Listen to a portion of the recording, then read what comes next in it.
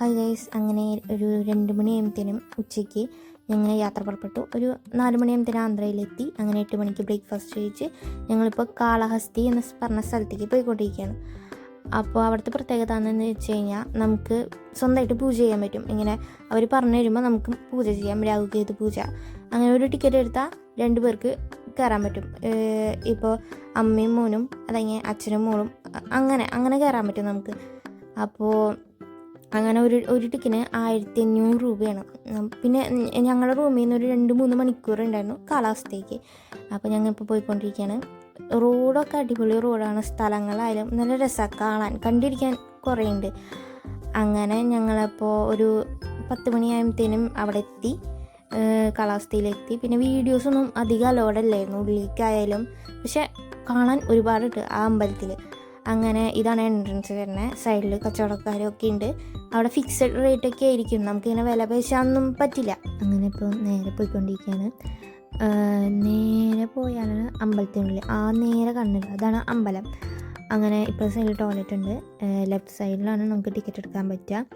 അങ്ങനെ ടിക്കറ്റ് എടുത്ത് കഴിഞ്ഞിട്ട് നേരെ പോയി റൈറ്റ് സൈഡിലായിട്ട് തന്നെ ഹോളുണ്ട്. ആ ഹോളിലാണ് നമുക്ക് പൂജ ചെയ്യാൻ പറ്റുക. അവർ പറഞ്ഞിട്ട് അതേപോലെ പൂജ ചെയ്യുക.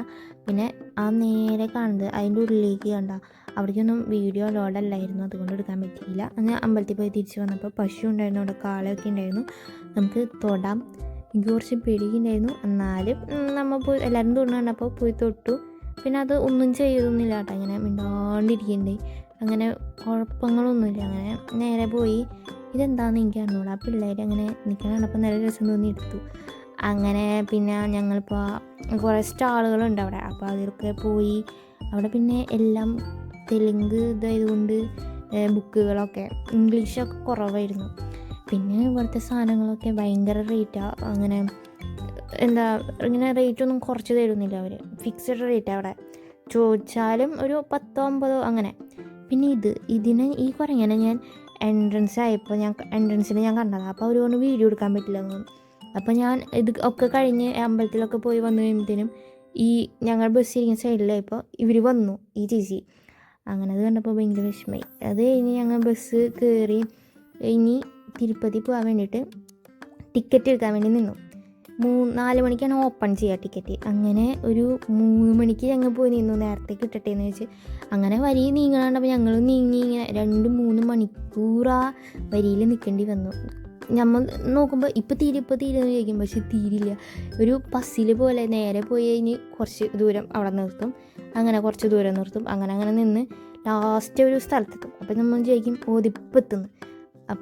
അപ്പോഴായിരിക്കും ശരിക്കും ഇതേപോലെ കുറേ എന്താ പറയുക, 6 പോലെ അങ്ങോട്ട് ഒരു 10-13 റൗണ്ട് ഉണ്ടാവും. പിന്നെ ഇവിടെ നിന്നാണ് ടിക്കറ്റ് എടുത്തത്.